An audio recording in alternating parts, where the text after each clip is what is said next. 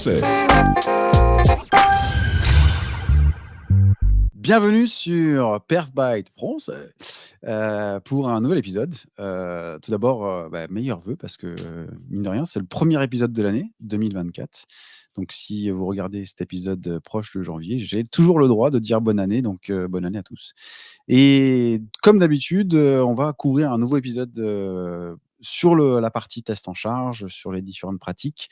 Et pour épauler et faire convenablement cet épisode, je vais bien entendu accueillir mes deux amis, mes deux guests, qui c'est bien, hop, Bruno et Terry. Bruno, Terry, bonsoir. Hello, comment ça va, Salut. Émeric? Très bien, très bien. J'espère que vous avez passé de bonnes fêtes de fin d'année. Je sais plus, je me suis réveillé dans un drôle d'état, mais bon. Écoute, bonne année à toi aussi. Et donc, on entame ce programme 2024. Et moi, franchement, je pense qu'on aura des surprises du côté de février-mars parce qu'il y a quelques guests qui veulent participer là. Et on va pouvoir amener un contenu un petit peu plus velu et parler un peu plus de ce qui se passe un peu chez nos clients, un peu des techniques un peu particulières. Donc, c'est intéressant. Super, bon, c'est bon signe pour vous. On va avoir des live streams qui vont arriver et du coup, vous pourrez suivre et apprendre plein de choses intéressantes. Alors, de quoi on va parler aujourd'hui? Monitoring. Le monitoring. Le fameux. C'est pas comme si c'était un sujet sur lequel je travaille pas tous les jours. Mais du coup, ça va être un sujet intense. Et donc, pour aborder ce sujet-là, on en a discuté brièvement tous les trois. On s'est dit, mais comment on pourrait aborder le sujet en un temps record pour pas que ce soit un contenu trop long? On s'est dit, tiens, on va rappeler quels sont les prérequis quand on adresse le monitoring dans un projet de test en charge. Et puis après, il y a deux approches. On va dire la vieille approche. Donc, pour ceux qui ont fait du test en charge il y a plus de 10 ans de cela, vous reconnaîtrez ce chemin, ces process à ne plus en savoir quoi faire de ces process, mais parce que c'était le côté marrant du monitoring à l'ancienne. Et puis on abordera bien entendu le nouveau monitoring, et je pense que ça aura du sens, surtout si vous travaillez sur des technologies plutôt cloud native avec des workloads éphémérales. C'est là où ces monitorings ont du sens. Alors, on va peut-être commencer déjà, je pense, par démarrer le sujet avec les prérequis. Alors, qu'est-ce que c'est les prérequis? Qu'est-ce qu'on entend par un monitoring prérequis pour le test en charge? C'est une bonne question. C'est qu'en fait, les prérequis, on est en test en charge. On n'est pas dans un suivi de prod. Il faut bien comprendre les choses. Test en charge, ça veut dire qu'on va avoir besoin d'avoir un niveau d'information qui est assez intéressant sur les plateformes qu'on veut monitorer, qu'on veut potentiellement optimiser. Donc, il y a le prérequis, ça va être qu'est-ce qu'on veut optimiser comme plateforme, donc en termes de machines, en termes de services, de JVM, de .NET, etc. Donc les prérequis, c'est, on va dire déjà, la liste un peu exhaustive de tous les composants qu'on veut pouvoir optimiser et monitorer. Ça serait une partie. Mais avant de partir sur les prérequis de mise en œuvre du monitoring en tant que tel, déjà, quelle est la différence entre un monitoring de prod et un monitoring pour une campagne de test? Ça, je pense qu'il faudrait qu'on réponde, ça. Moi, j'ai une réponse. Je sais pas si je te laisse commencer. Je peux commencer avec ma version. Vas-y. Voilà. Bon, il eut un temps ancien, quand on demandait du monitoring, les gars de la prod nous répondaient oui, on a un monitoring avec du son très long, des choses comme ça, et ils nous sortaient un monitoring qui sortait un point toutes les 5 minutes. Parfois, ou qui vérifiait que la machine était toujours vivante, des choses comme ça. Donc, on avait un monitoring avec un échantillonnage avec une fréquence très large. Voilà. Donc, ce qui fait que pour un test de perf qui durait entre 20 minutes, une demi-heure, une heure, on se retrouvait avec 10 points de monitoring sur une heure, c'était inutilisable. Donc, un monitoring de qualité pour un test de perf, c'est un monitoring qui va nous apporter un échantillonnage, on va dire, très rapide et très précis sur vraiment ce qu'on veut tester. Donc, des fois, on a des monitorings qui descendent à 5 secondes, donc un point toutes les 5 secondes. On peut en avoir certains qui peuvent se permettre de proposer un point toutes les 1 seconde. Ça peut être trop des fois, mais quand on teste notamment des API qui sont très rapides et qui montent très vite en charge, un monitoring toutes les secondes, c'est pas du tout déconnant. Voilà. Donc ça, c'est un monitoring de bench et non pas de prod. Alors, c'est exactement ça, parce qu'effectivement, quand on fait un test en charge, il faut avoir la bonne granularité. Donc, si vous avez l'intention d'utiliser des outils de prod. Alors souvent, les outils de prod, on verra, ils ont évolué depuis ces 10 dernières années. Mais on va dire les anciens monitoring, il y a des gens qui faisaient du monitoring via Zabbix ou autre. Effectivement, ces genres de couches vont pas amener la granularité souhaitée. Et du coup, on voit qu'il y a un pic de charge, mais on n'a aucune capacité de corréler avec une situation serveur, quoi. Donc, le prérequis, on va dire le prérequis le plus important, c'est s'assurer que on va avoir autant de détails possibles pour pouvoir mener à bien l'analyse. Parce que si on fait un test de 24 heures, on a mentionné le test d'endurance précédemment. Donc, si on fait un test de 24 heures et que finalement on n'a pas grand-chose sous la main pour pouvoir comprendre ce qui se passe, on a gâché 24 heures. Donc après, tu mentionnais des prérequis. Donc il y a des prérequis divers et variés, mais je pense que ça dépend vraiment du monitoring qu'on va mettre en œuvre. Parce que si on part sur du monitoring old school ou du monitoring un peu nouvelle génération, les prérequis vont grandement varier. Donc je pense qu'il faut qu'on aborde déjà, on rentre dans le vif du sujet du monitoring à l'ancienne ou la nouvelle approche. Alors, le monitoring à l'ancienne. Moi, je dois tendre un piège à Thierry, là, qui nous regarde avec une vieille barbe blanche. Thierry, c'est quoi pour toi le monitoring à l'ancienne ? Thierry nous prend pour des vieux croutons. Voilà. Donc déjà, si vous trouvez que Bruno et moi, on n'est pas des vieux croutons, mettez un commentaire sous cette vidéo. Trop tard. Si au contraire, vous pensez que l'ère de laquelle ils proviennent est une ère qui se rapproche de la préhistoire, mettez un petit pouce bleu aussi sous la vidéo. Bon, alors, du coup, Thierry, c'est quoi le monitoring à l'ancienne ? Juste pour revenir sur les prérequis, il y avait aussi, quand on mettait en place du monitoring à l'ancienne, il y avait beaucoup de problématiques autour des ouvertures de flux aussi. Justement, c'est pour ça que je voulais séparer. Je pense qu'il faut qu'on sépare en fait les prérequis de la mise en place du monitoring, parce qu'ils sont différents en fonction de la nouvelle ou l'ancienne génération. Donc alors avant que tu rentres dans le détail, parce que je sens que tu as envie de rentrer dans le détail là, Thierry. Donc qu'est-ce que c'est le monitoring à l'ancienne ? Monitoring à l'ancienne, en fait, c'est en tout cas dans le cadre des tests quand on arrive avec notre outil, notre outil de test de charge, et qu'on met en place un monitoring qui est intégré avec notre outil de test de perf. Je prends l'exemple des outils de test de charge les plus connus, un des plus connus sur le marché, qui est Neoload. On a une version intégrée des monitoring qui sont dans l'outil, et donc avec des agents qui vont se connecter, alors soit en l'occurrence là c'est à distance en SSH sur des VM pour aller monitorer. Tout le monitoring est remonté dans l'outil de test de charge. Donc ça a l'avantage de pouvoir corréler directement les variations de perf avec les graphes qu'on arrive à tracer. Et ça a le désavantage que en fait le monitoring est assez un périmètre très réduit. Et en fait, ce qui est monitoré, c'est vraiment les temps bout en bout, les temps du point de vue de Neoload. Ça nous manque de granularité sur toutes les différentes couches des applications.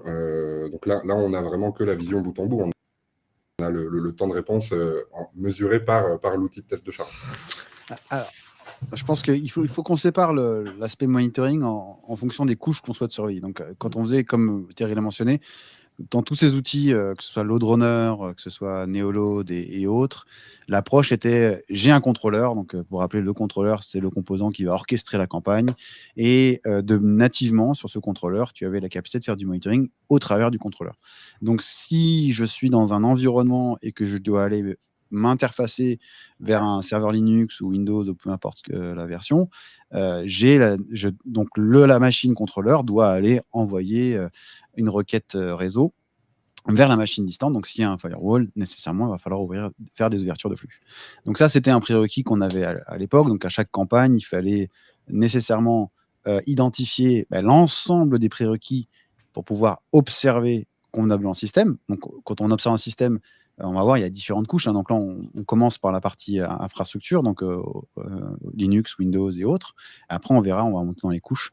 Et chaque élément ont des prérequis associés. Donc si on revient sur ce que tu as dit, Thierry, effectivement, quand on faisait du monitoring de type Linux, la plupart des outils, que ce soit LoadRunner ou Neoload, il va se connecter en SSH avec soit une authentification classique ou avec une clé privée. Et après, de là, une fois qu'il est connecté, il va exécuter des commandes. Donc souvent, c'est des commandes top, je pense que vous connaissez tous. VMstat, IOStat et top. Voilà, VMstat, la IOStat pour la partie disque. Il y a plein de commandes système de base, propres à Unix et Linux qui permettront de récupérer plein d'informations sur le système. Alors donc la problématique, comme tu étais en train de le dire, c'est qu'il fallait ouvrir un port. Alors un port, là on parle de SSH pour interroger un système, le port SSH port 22. Ok, très bien, mais si tu interroges un Windows, c'est le port 139.445, mais tu dois rajouter en plus des crédentials pour avoir le droit de connecter à Windows. Pour Linux, c'est pareil, il te faut un login password, et Dieu sait qu'un administrateur Linux va pas te donner un root comme ça ou te créer un compte comme ça par-dessus la jambe. Donc c'est une difficulté supplémentaire. Il faut ouvrir un flux, et en plus, le mec, il va te filer un compte pour ça, donc il y a une espèce de maîtrise à avoir là-dessus. Et tout d'un coup, on veut monitorer un Oracle, donc là, il faut interroger le port 1521, donc il faut ouvrir ce flux, etc. Il faut à nouveau un compte pour pouvoir interroger la base Oracle, etc. Donc, ce qui fait que dans les prérequis, dans ce monitoring à l'ancienne, qu'on utilise encore beaucoup sur plein de bench, faut pas se leurrer, mais dans ce type de monitoring-là, on a tout un prérequis, une liste de déploiements à faire sur les flux à ouvrir, sur les comptes à mettre en place. Alors, c'est très sympa parce qu'on progresse étape par étape, on a l'impression de faire des choses intéressantes, mais au final, on passe beaucoup de temps pour mettre en place des choses qui pourraient nativement exister avec des outils un petit peu plus intégrés. Alors, ça a un avantage, c'est que sur un tout petit bench, où il y a 4-5 machines, où on fait un bench de quelques jours, etc., on peut déployer un truc très rapidement dans l'infra et monitorer ça vite, sans avoir besoin de passer par des outils externes qui vont nous faire un gros monitoring. Donc ça, cet avantage-là. Par contre, c'est pas du tout adapté pour des benches où on tape sur 15 machines, 20 machines, là, ça devient un enfer. Là, on peut même plus faire ça, quoi. Et puis, un autre point qui est important, c'est juste que vous ayez conscience des contraintes. Donc, on va rappeler, il y a des astuces que la plupart des utilisateurs tests en charge ont apportées au fil du temps pour éviter la création d'ouverture de flux massifs, parce que du coup, si on a plein de DMZ différentes, imaginez-vous que les gens vont râler de dire putain, j'ouvre 10 ports par DMZ pour cette IP. Donc ça peut être très. Et donc là, on va aborder. Il y a tout ce qui est monitoring over firewall qui a été introduit d'abord par HP, LoadRunner, et puis après les autres ont introduit des choses. Mais pour revenir au sujet, il est vrai qu'il y a beaucoup de prérequis associés, et surtout, faut avoir le garder en tête, surtout quand on fait des gros bench. Vous avez donc le contrôleur. Si c'est lui qui fait le monitoring, donc si vous avez 15 machines, on va dire, à monitorer, qui a 4 couches, on va dire, il y a l'infra, il y a la partie serveur d'appli, il y a la partie serveur web, il va y avoir peut-être avoir une autre couche pour du réseau. Et donc, du coup, pour un serveur, j'ai à peu près 5 connexions TCP à ouvrir distantes vers cette machine. Et puis, en plus de ça, derrière, je gère, je ne sais pas combien d'injecteurs parce que j'ai un gros projet de test en charge. Donc, le contrôleur, en plus, doit gérer différentes connexions. Et du coup, c'est là où on peut se dire, tiens, est-ce que je vais pas atteindre une certaine limitation en termes de connexion réseau sur ma machine physique, ce qui arrive très rarement, mais c'est des choses aussi à anticiper. C'est-à-dire, j'ai un gros bench, est-ce que je peux pas optimiser un peu mieux le nombre de ports que je dois, entre guillemets, gérer au sein de ma machine, contrôleur, parce que si le contrôleur, lui, tombe, la campagne, elle tombe. Donc, je pense que tout le monde est en train de se dire, attends, Henrik, il nous dit, voilà, tout ça, c'est pas optimal, c'est pas idéal, quelle est la solution miracle qui va arriver derrière ? On vous dit que ça, c'est le monitoring à l'ancienne, donc c'est qu'on va forcément vous parler du monitoring, on va dire, plus moderne. On va y arriver, il n'y a pas de problème. Voilà, ce monitoring à l'ancienne, il a toujours bien marché. Il est moins adapté sur les infras d'aujourd'hui, mais on va arriver à l'explication de la suite. Alors, surtout, moi, j'aimerais aborder un point, on aurait pu l'aborder au début, d'ailleurs, c'est ma faute, mais l'aspect monitoring, traditionnellement, pendant très longtemps, on va dire, on s'est généralement restreint à la partie métrique, et essentiellement la partie métrique. Et en cas d'anomalie, en cas de problème, on allait piocher dans les logs. Et là, c'était manuellement une recherche de logs. C'était un peu à la préhistoire de l'analyse de problématiques au travers des logs. Et après, si on avait la chance, moi je me rappelle, il y a très longtemps, on se connectait sur des outils de profiling. Il y avait HP Diagnostics connecté sur Roadrunner, donc c'était sur le papier, c'était magnifique, mais c'était inutilisable. Mais derrière, on avait ce notion de je fais une transaction, j'ai le profiling associé, je comprends ce qui se passe. C'était révolutionnaire à l'époque, c'est super. Mais on va dire le nombre de personnes qui utilisaient cet aspect, on va dire, je pense que ça se compte même pas sur les doigts de la main. Je te parle même pas d'un stats pack sur une base Oracle, hein. C'était un enfer. Voilà, il fallait le déclencher, il fallait déclencher le deuxième pour faire un différentiel, il fallait lancer l'analyse du stat pack, il fallait après savoir lire le stat pack, enfin des choses qui sont de bonne qualité, mais trop lourd. Et pour des petits bench ou même des moyens bench, ça devient extrêmement lourd et donc le bencher se retrouve à devenir un super expert DBA, ce qui n'est pas du tout l'objectif, quoi. Voilà. Et donc c'est pour ça que la notion de monitoring a évolué au cours du temps, parce qu'aujourd'hui on parle de monitoring aujourd'hui pour le test de perf, mais il faut bien entendre aujourd'hui, je pense que vous entendez la terminologie, on ne parle que d'observabilité, on ne parle plus de monitoring. Et l'aspect observabilité, qu'est-ce que c'est finalement? C'est disposer de suffisamment d'indicateurs et de signaux différents pour comprendre exactement la situation et la santé, l'état de santé d'un système. Et donc pour cela, on ne peut plus se baser uniquement sur les métriques. Alors on peut, mais après derrière, si on voit une anomalie, on va utiliser autre chose c'est l'exemple que j'ai dit tout à l'heure. Donc on avait un problème, on dit il y a un problème, il faut que j'aille voir les logs. Donc là, du coup, on avait une approche manuelle en analysant les logs. Aujourd'hui, cet aspect-là, de se dire tiens, je vais aller regarder manuellement dans les logs, ça me paraît. Surtout aujourd'hui, on est plus sur 15 serveurs aujourd'hui. Comme on est sur un cluster Kubernetes, on peut avoir, je sais pas moi, 10 ou 15 ou même 25 microservices avec je sais pas combien de réplicas. Du coup, on se retrouve avec 40 ou 50 serveurs ou 50 composants à monitorer. Et donc là, c'est l'enfer d'avoir une approche manuelle. Là où il y a quand même encore quelques actions manuelles à faire, et je cale ça un peu dans la méthode à l'ancienne, ça ressemble un peu aux fichiers générés par des outils de monitoring qu'on déclenche manuellement, c'est sur les heap dump et les thread dump. Ça nous arrive encore, malgré l'utilisation des outils d'observabilité, d'accéder lorsqu'il y a... Non ? Ah si, on peut quand même sortir des infos intéressantes en sortant un dump. Si tu fais un continuous profiling, si tu as la chance d'avoir un continuous profiling qui fait du flame graph, en plein bench. Mais parce que le continuous profiling, en fait, il va pas te friser ton système. La différence quand on faisait du profiling à l'ancienne, il fait un peu de la trace, quoi. Donc oui, mais en fait, il faut savoir que en prod, tu l'auras. Donc ça prend 1% d'override. Et donc on se dit on fait un bench, on en retire cette partie-là, mais après on va l'avoir en prod. Donc pourquoi pas le bencher avec? C'est bien vendu, ok. Non, mais d'accord. Non, parce que c'est du troubleshooting. Continuous profiling, ça sert à faire du troubleshooting. C'est adapté au bench. Mais si tu me dis qu'en prod, on va laisser aussi ce genre d'outil, ce qui est quand même un petit peu trop balèze par rapport à ce qu'on a besoin normalement en prod, bon, pourquoi pas? C'est que l'outil est un peu optimisé. Et surtout, je vais sortir un petit peu de la discussion, mais c'est pour vous dire à quel point le continuous profiling est important. Parce qu'aujourd'hui, quand on dit, tiens, je fais du CPU, je fais 60% de CPU. OK.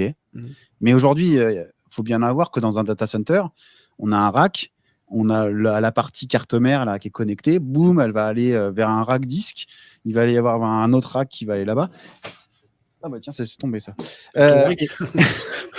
Et donc du coup, c'est finalement le CPU, aujourd'hui, on va avoir de la consommation CPU, mais le CPU, finalement, des fois, il fait juste attendre en fait.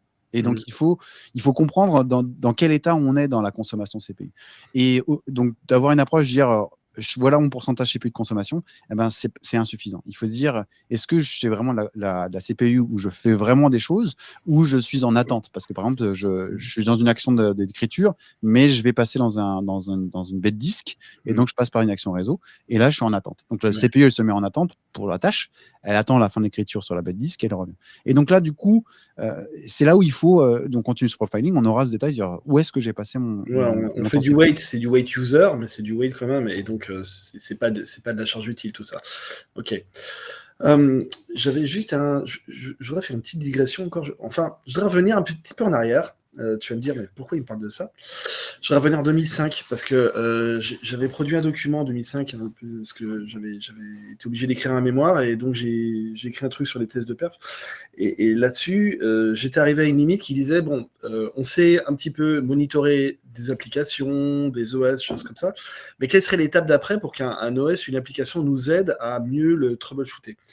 Et j'étais parti de l'idée qu'il faudrait que ces outils-là puissent proposer un monitoring interne qui soit accessible, ou alors carrément des indicateurs de performance intégrés dans les applis. Alors aujourd'hui, c'est le cas, puisqu'aujourd'hui déjà, on voit du côté de Java, on a complètement accès au monitoring interne de serveurs d'application. Ce n'était pas le cas en 2005, ce n'était pas encore vraiment disponible. Aujourd'hui, c'est le cas, ça n'existait pas dans le PHP, on peut le voir dans le PHP aujourd'hui. Mais aujourd'hui, c'est le cas, par exemple, un Kubernetes te file ses métriques, tu peux complètement connaître les métriques du cube, donc tu peux y accéder de manière à pouvoir avoir des indicateurs très performants sur la performance, justement, sur les latences, sur les temps, sur la charge utile, des choses comme ça. Donc vraiment, c'était l'étape d'après, c'était non pas d'avoir des outils qui soient capables de comprendre l'appli pour l'optimiser, mais plutôt que l'appli elle-même te fournisse les éléments, ces éléments à elle, pour qu'on comprenne ce qui se passe dedans, parce que c'est plutôt natif. Voilà. Alors, je sens que c'est une parfaite transition pour aller sur la nouvelle approche. Ah bah tiens. Donc, mais justement pour revenir à ce que tu disais, c'est que aujourd'hui, tu disais que c'était les applications qui fournissent leurs métriques. Et en fait, aujourd'hui, il y a eu, quand le projet Prometheus est arrivé, a gagné en popularité, Prometheus, donc c'est une time series database pour des métriques. Et elle fournissait en fait un SDK pour créer ses propres métriques. Et aujourd'hui, avec l'évolution des standards, donc là maintenant on est sur un standard OpenTelemetry, donc on n'a plus la peine de mettre la librairie Prometheus dans son code, on peut mettre la librairie OpenTelemetry et on va pouvoir créer ses propres métriques. Mais pour revenir au sujet de Prometheus, ce qui veut dire, c'est que comme ça a gagné tellement en popularité, une application qui commence à générer des métriques Prometheus, ça devient un exporteur. Un Prometheus exporteur. Et en fait, le Prometheus serveur, lui, il va aller, on lui donne la liste des exporteurs et il va aller requêter les exporteurs pour rapatrier les métriques dans le storage, dans le stockage, et de là, on pourra en bénéficier. Mais en réalité, si on regarde autour de nous, donc il y a beaucoup d'applications qui nativement exposent des métriques Prometheus. Il y a des serveurs d'appli, il y a des serveurs web, il y a même des switches et des routeurs. Avant, pour se connecter, il faut aller utiliser SNMP, c'était l'enfer. Il fallait trouver la personne qui savait configurer SNMP. Petite digression, SNMP était le premier protocole qui permettait de passer sur plein d'infras différentes et donc de monitorer plein d'infras et de créer soi-même ses compteurs, de créer, voilà. Après, c'était un enfer à programmer et un enfer à consulter. Les MIB, c'est complètement space. Ouais, mais c'était le problème, c'est qu'il y avait plusieurs versions. Il fallait trouver la personne qui savait configurer. Enfin, c'était. Mais là, justement, aujourd'hui, les switches et les routeurs, ils ont une interface Prometheus. Mais c'est juste, ça simplifie tellement la vie. Et d'ailleurs, en passant, beaucoup d'outils test en charge, notamment Neoload, ont un support, c'est-à-dire ils ont maintenant la capacité d'aller scraper. Donc scraper, c'est-à-dire je vais envoyer une requête vers un Prometheus ou un exporteur et je vais rapatrier les métriques dans le stockage interne de l'outil test en charge dans ce cas de figure. Donc, du coup, effectivement, le Prometheus a été le premier élément. Et donc, si vous voulez, par exemple, monitorer vos pipelines ou n'importe quoi, vous regardez juste sur la documentation du produit, est-ce qu'il y a un Prometheus exporteur? Et vous allez voir, vous êtes surpris, il y en a énormément de technologies qui exposent nativement des métriques format Prometheus. Alors, Thierry, d'après toi, c'est quoi la nouvelle approche? Nouvelle approche, alors on a un peu trop teasé l'audience, je pense. Roulement de tambour, attention, au lieu de passer par des outils de monitoring intégrés à nos contrôleurs pour nos tests de charge, on va plutôt bénéficier d'outils externes, de plateformes de monitoring et d'observabilité qui sont déjà présents en mode standalone, en fait, en parallèle des tests qu'on fait. Et parmi ces outils, je crois qu'Henrik en connaît quelques-uns, puisque d'ailleurs, petite pub pour ta petite chaîne YouTube Is It Observable, dans laquelle tu parles énormément de monitoring, qui est très intéressante à regarder d'ailleurs. Voilà, donc monitoring, nouvelle approche du monitoring, c'est des plateformes d'observabilité qui nous permettent de monitorer toute la stack infra, toute la stack applicative, réseau d'une DSI dans l'idée d'un parc informatique. Et voilà. Mais attention, parce qu'au début, j'ai quand même dit qu'on avait déjà du monitoring de prod qui existait dans les infras, quoi, chez les clients, ce qui fait qu'il y avait déjà des plateformes qui faisaient du monitoring. Alors, quelle est la différence entre ces plateformes d'avant et les plateformes d'aujourd'hui, de monitoring d'aujourd'hui ? Les plateformes d'aujourd'hui, en fait, quand on regarde les plateformes d'aujourd'hui, on appelle ça de l'observabilité ou de l'APM, différentes choses. Hein. Mais il faut savoir, alors l'APM a énormément évolué parce que l'APM, par le passé, était essentiellement dans une orientation de prod, donc il faisait des granularités assez hautes, on va dire. Et plus le temps a évolué et plus les plateformes ont évolué parce qu'il y a le cloud qui est arrivé sur le marché. Et du coup, ils se sont ajustés à cette notion de nouvelle technologie et la granularité a changé. Donc, si on regarde la plupart des outils de test de monitoring de prod, en fait, la granularité va changer au cours du temps. Donc, quand on est sur de l'aspect live, on va en parler de Dynatrace par exemple, on a on n'a aucune agrégation. Pratiquement pas d'agrégation, donc on peut avoir une granularité et une compréhension de ce qui se passe à l'instant. Si on regarde à 3-4 jours plus tard, par le passé, maintenant c'est également en train de changer. C'est 35 jours maintenant, c'est 35 jours. Mais avant, par le passé, c'était au bout de 4 jours, il y avait une première agrégation qui allait se passer. Donc, l'outil allait prendre les métriques qu'il avait, il allait agréger sur les moyennés, les moyennés sur une période. Donc, on avait moins de points sur une tranche horaire. Puis après, on dirait 2 semaines plus tard, il refait une agrégation. 1 mois plus tard, il refait une agrégation. Et puis, si on regardait par exemple la situation de la prod il y a 1 an, mais on a très peu de points finalement. Et ça est en train de changer. Aujourd'hui, donc là, comme il y a un stockage qui a changé spécifiquement dans Dynatrace, on a une agrégation qui sont à 35 jours, donc on a une vraie précision. Alors, ils ont proposé alors l'agrégation des données pures, ça peut aller ça va jusqu'à 35 jours, mais après, en termes de graphiques, lorsque tous les graphiques qui permettent de suivre un peu l'évolution d'une plateforme, ils peuvent conserver jusqu'à 5 ans. 5 ans avec un certain niveau de détail, hein, c'est inférieur comme niveau de détail, mais avoir 5 ans d'historique de prod en termes de juste graphique, hein, sans avoir le détail de ce qui s'est passé dedans, c'est quand même impressionnant. Surtout que ça n'existe pas encore, parce que ce qu'ils proposent là de 5 ans, ça fait à peine 1 an que ça existe, donc il n'y a aucune plateforme qui pour l'instant a encore 5 ans d'historique. Mais c'est pas mal, quoi. C'est pas mal. Après, la grosse chose qui change également, on va dire, c'est que comme on a mentionné avant, on avait quand on faisait le monitoring sur un outil de test en charge, quand on faisait face à une application un peu bare metal, donc un peu statique, j'ai les serveurs A, B, C et c'est tout. Donc je monitor A, B, C et j'ai pas de problème entre guillemets d'autoscaling où je vais avoir un serveur D qui va interfacer en cours du test. Ça, on n'avait pas ce problématique parce l'autoscaling était vraiment une notion qui était très rare. Et aujourd'hui, quand on utilise par exemple, je pense des serveurs sur Amazon ou sur un cluster Kubernetes, là clairement, on a plein de workloads, enfin plein de pods ou d'applicatifs qui démarrent. Et en fait, on peut démarrer avec un serveur au début du test et on se retrouve avec 45 serveurs au milieu du test. Donc, si on n'a pas de monitoring, ce qu'on appelle dynamique, qui est capable de rajouter à la volée tous ces nouveaux serveurs qui ont été rajoutés. Qui ont démarré en cours de test. Voilà. Et du coup, on n'est pas capable d'avoir une bonne analyse. Donc, c'est pour ça que si vous avez aujourd'hui une application qui est un peu moderne et que vous avez de l'autoscaling, et vous regardez l'outil test de charge qui dit il ne supporte pas, vous dites ok, laisse tomber. On passe par un outil d'observabilité parce que je sais que je vais avoir la visibilité complète.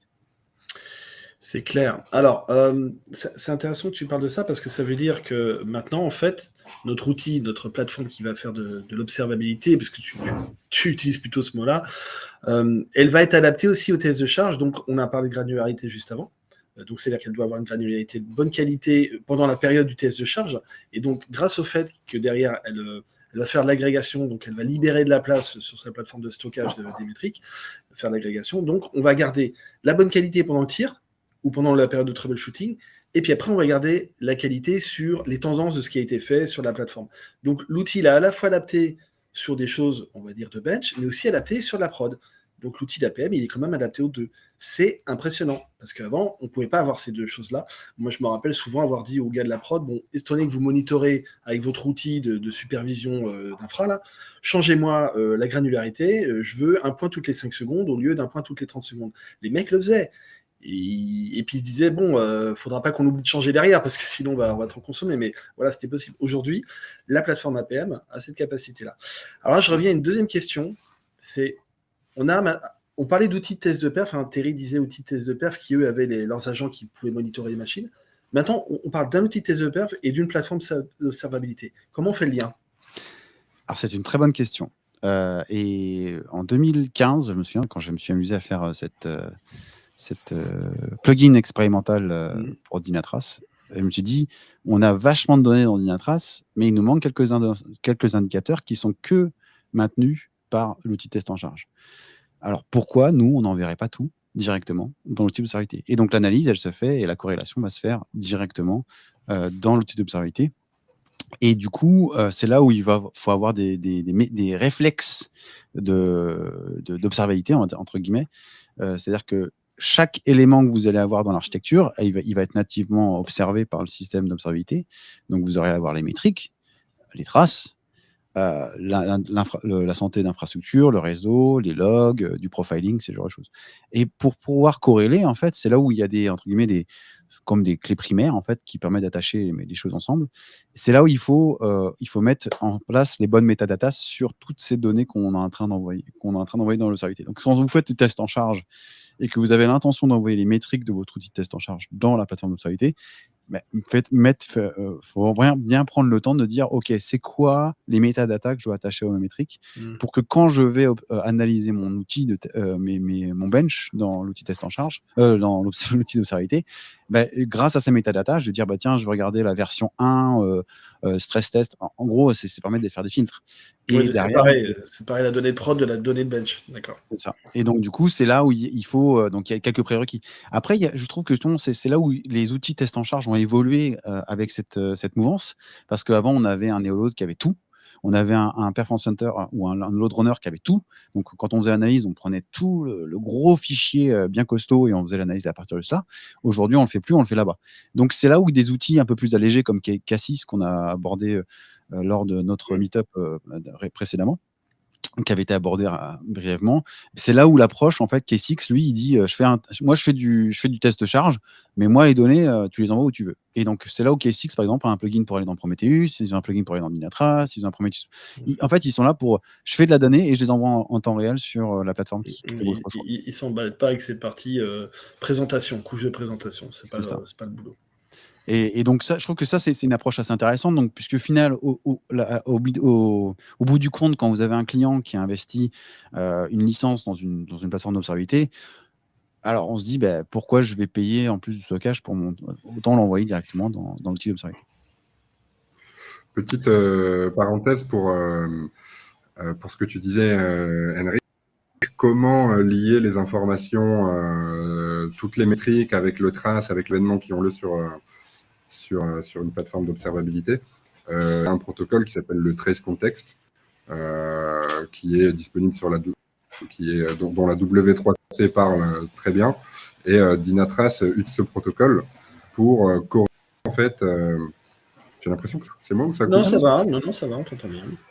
Ah, ok, pardon. Pour corréler, en fait, une requête qui va arriver sur un serveur front avec toutes les métriques associées à une deuxième requête qui va partir entre le serveur front et l'API, puis jusqu'à la base, etc. Bon, voilà. Sinon, il ne veut pas, ça va pas tenir. Donc, pour ça, effectivement, cette indexation, on va dire, elle se fait W3C, en fait, cette notion de trace context a été abordée par le protocole, par OpenTelemetry. Donc le W3C trace context, c'est le standard OpenTelemetry. Et donc c'est une manière de dire je démarre une trace et donc savoir comment ce contexte est propagé au sein du flux applicatif. Sans qu'il y ait rupture de protocole, quoi, en fait. C'est ça, c'est-à-dire que je suis le service A, j'arrive sur le service B, comment la trace continue? Parce que justement, il y a un trace contexte qui est envoyé dans la communication, et donc le service B, il va extraire le trace contexte et la trace continue. Et donc, comme tu disais, Thierry, du coup, dans le trace contexte, tu as la notion de trace ID, span ID et OpenTelemetry, comme ils ont élargi le support, hein, ça a démarré par la trace, maintenant on a la métrique et on a la log, et donc du coup, la notion, c'est de dire, si j'ai un contexte de trace, quand je vais loguer, je vais mettre mon contexte de trace. Quand je fais de la métrique, si j'ai un contexte de trace, je vais mettre le contexte de mes traces associées. Donc, c'est-à-dire que j'ai une métrique, une consommation de CPU ou une consommation de thread que je vais pouvoir corréler à un contexte de transaction applicative via une trace, quoi. Ça, c'est dans le contexte pur OpenTelemetry. Mais si on prend par exemple une applicatif qui tourne dans un cluster Kubernetes, nativement, ce qui est génial à Kubernetes, c'est que nativement, il y a des métadatas Kubernetes. Donc, qu'est-ce que c'est les métadatas Kubernetes? Pour ceux qui ne savent pas, quel cluster je suis, quel namespace mon application est déployée, quel est le nom du service réseau, quel est le pod, quel est le déploiement, etc., etc. Et donc, si déjà, on rattache à nos données log, métriques, traces, ces contextes Kubernetes, c'est là où on va pouvoir dire, tiens, j'ai mon temps de réponse qui est lent, et du coup, je vais pouvoir regarder par pod, par machin, et identifier. Donc, le Trace ID, c'est très puissant, mais aussi les contextes, les métadatas qui est autour de Kubernetes est également puissant. Mais on ne s'arrête pas là. Par exemple, si vous avez un cluster Kubernetes qui tourne à Paris, puis un autre qui, je sais pas moi, en Irlande, et puis un autre qui est à Singapour, rattacher la localisation des serveurs va vous aider également de corréler les informations. Et encore une fois de plus, là, c'est la donnée brute. Et après, chaque outil de test, chaque outil d'observabilité a souvent un langage de consultation, de query. Donc, Prometheus a du PromQL, du LogQL pour la log. Il y a aussi un langage pour la partie trace. Dans Dynatrace, nous, on a fait ce qu'on appelle le DQL, donc c'est Dynatrace Query Language, qui va vous permettre de faire dans une query de la métrique, la trace, la log, des événements, et de faire entre guillemets comme des joins. Donc, ça veut dire je commence par regarder de la trace, je regarde associer, je filtre sur les serveurs qui ont une consommation à 30%, puis je rate à batterie les logs aussi. Donc, du coup, en une query, j'ai toute la visibilité tu vas du navigateur, serveur d'appli, et puis tu peux même aller à la base de données et finalement même relier la log qui est extrait du serveur d'appli qui a eu un warning ou autre, pouf, ou qui a eu un problème d'appel vers un autre service, tu peux le relier grâce à ça, parce que tu es sur la même trace et que tu as une seule requête qui va aller choper toutes ces traces-là, quoi.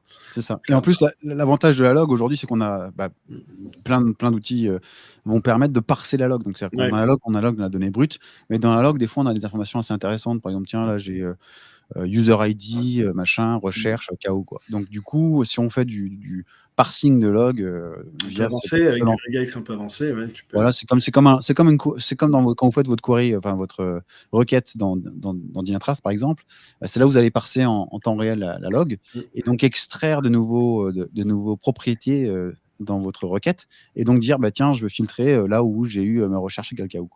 Et donc du coup, là, ça devient encore plus puissant, et vous gagnez un temps mais monstrueux dans l'analyse de vos résultats. Alors, donc l'idée, c'est de dire, OK, les nouvelles plateformes d'observabilité, elles sont plus adaptées pour les besoins de bench aujourd'hui. Mais alors, plus adaptées, oui, non. Moi, je veux dire, elles sont plus adaptées dans le cas où on est sur des gros infras, ou des moyennes ou des grosses infras. Parce que on est sur des infras aujourd'hui qui ont conteneurisé pas mal de choses. Donc, notre flux d'informations, notre flux, nos requêtes, elles passent par pas mal de composants avant d'arriver à la base, etc. Donc, on a besoin d'avoir un monitoring un petit peu avancé et un petit peu intelligent qui est capable de corréler des choses à travers plusieurs briques. Nos outils à l'ancienne, eux, ils allaient monitorer essentiellement les couches système, les couches CPU, réseau, mémoire, et donc vraiment tout ce qui était métrique. Donc, on avait besoin de déduire une saturation, déduire un problème par rapport à ce qu'on voyait par rapport à ça, alors qu'aujourd'hui, on va aller plus loin, on va essayer de comprendre vraiment dans la trame, dans la requête en elle-même, du clic utilisateur jusqu'à la requête de base de données, on va essayer de déduire à quel endroit on perd du temps, à quel endroit c'est long, à quel endroit il y a des saturations, etc. On va le voir d'une manière très différente. Donc ces outils permettent de le faire, mais ça veut dire qu'on est sur des grosses infras. La problématique, c'est que ces outils d'observabilité, ils ont un coût, ils ont un coût. Ça veut dire qu'il faut que les les SI soient équipés avec ça, ou s'équipent avec ça. C'est pas forcément c'est pas compliqué à installer, mais c'est-à-dire que c'est une vraie logique d'entreprise. Voilà, on n'est pas sur une simple logique projet, on est aussi sur une logique d'entreprise, parce qu'un portail APM, un outil d'APM, il se déploie pas juste sur une appli, il se déploie sur quasiment toute l'entreprise. C'est un petit peu différent. Donc c'est une autre logique. On est moins dans la logique du bench, on est plus dans la logique de monitorer toute l'entreprise et d'utiliser un outil qui est aujourd'hui, un outil prod qui est aujourd'hui adapté pour faire nos benches.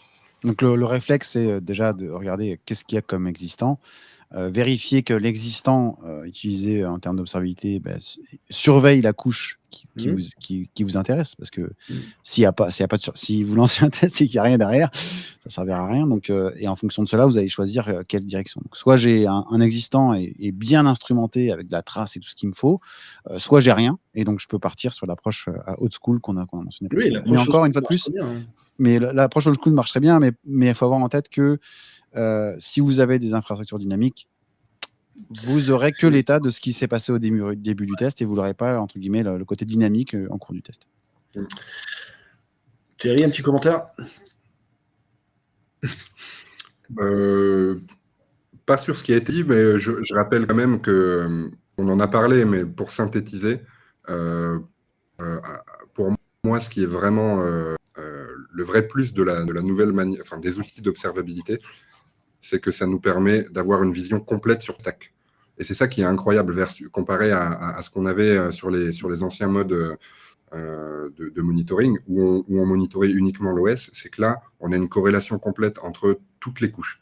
Et c'est très, très, très utile en tant que bencher de savoir que c'est telle requête qui a déclenché tel code erreur ou alors telle méthode, elle a bouffé tant de secondes de CPU, et ce qui a déclenché tel événement sur l'OS, et donc le CPU ou la mémoire, elle a plafonné, quoi. Donc le fait d'avoir cette cascade de causes et d'effets, c'est un bénéfice incroyable. Ça nous fait l'analyse. Voilà, pour moi, c'est vraiment ça la valeur ajoutée de l'outil d'observabilité comparé à ce qu'on avait à l'époque. Alors, j'aimerais juste ajouter par rapport à ce que tu as dit, c'est qu'en plus, tous ces outils d'observabilité aujourd'hui ont une certaine couche d'intelligence. Parce qu'aujourd'hui, observer et stocker, c'était une chose. Maintenant, on amène, entre guillemets, de l'apprentissage, de machine learning. Donc, la plupart vont détecter des problèmes automatiquement, les corréler ensemble. Et en plus, quand on a une approche SRE en production, vous allez mettre des SLO. Donc, rien ne vous empêche déjà de mettre en place ces SLO pendant les benches, parce que derrière, vous allez pouvoir déjà valider si les SLO sont cohérents, et puis certainement quelqu'un va vous dire est-ce qu'on va les SLO. Donc il y aura beaucoup de valeur derrière à utiliser ces nouvelles plateformes. Bon, on peut en parler pendant des heures et des heures. Oui. À dire. Regarde, ça fait 40 minutes qu'on a lancé cet épisode, donc je pense que moi, je pourrais en parler encore pendant 2 heures, mais on pourra peut-être faire. Tu as déjà une chaîne pour ça qui est Is It Observable, donc tu as déjà une chaîne, tu en parles déjà des heures. C'est pas mal de faire un petit sujet sur les SLO. J'aime bien ce sujet. Il y a plein de choses à dire sur un petit acronyme. Tu vois, toute la mentalité qu'il y a derrière et l'évolution qui a abouti à ça. Je comprends pas, je voulais qu'on parle de KPI et toi tu veux parler de SLO, donc je ne sais pas du tout. Non, mais je pense qu'en plus ça me permettra d'introduire des nouvelles fonctionnalités que Captain, le projet open source Captain, a introduit, parce que ce qui se base sur des SLO pour calculer un scoring, ce serait parfait. Et en plus, il y a un outil que j'aime beaucoup, c'est TestCube, je ne sais pas si vous connaissez, qui est sur Kubernetes. Et du coup, combiner les deux avec 12 outils de test en charge, c'est magique. Alors, bref, vous voyez que je vous avais dit au début de cet épisode qu'on fait face à 2 versions de monitoring, mais il y a aussi 2 types de benchers. L'ancienne époque qui parle de KPI et la nouvelle époque qui parle de SLO. Et j'espère que là, cet épisode vous aura mis de voir la vérité, les gars. Donc sur ces mots de pure gentillesse, je pense qu'on peut arrêter là. Ça sert à rien de continuer. Bon. Ok. C'était un plaisir en tout cas. C'était un plaisir, ouais, exactement. Et donc, juste pour rappeler, ne lancez pas de bench sans monitoring, parce que j'ai longtemps fait cette analogie. Faire un test de charge sans monitoring, c'est un peu comme regarder un film d'horreur à la radio, enfin écouter un film d'horreur à la radio. Vous allez entendre les gens crier, mais vous n'avez aucune idée de qui est en train de se faire tuer. Donc, mettez la télé, mettez l'image. C'est la valeur du monitoring. Donc, même si c'est des fois un peu chiant à mettre, pénible, on va dire, pardon, de mettre ça en place, parce qu'il y a des ouvertures de flux dans les modes à l'ancienne, ça sera que de la valeur et du gain du temps dans l'analyse. C'était ma petite conclusion. Merci Henrik, merci Bruno. Merci, et puis écoutez, à bientôt pour encore un nouvel épisode sur la chaîne Par Byte Français. Français. À bientôt.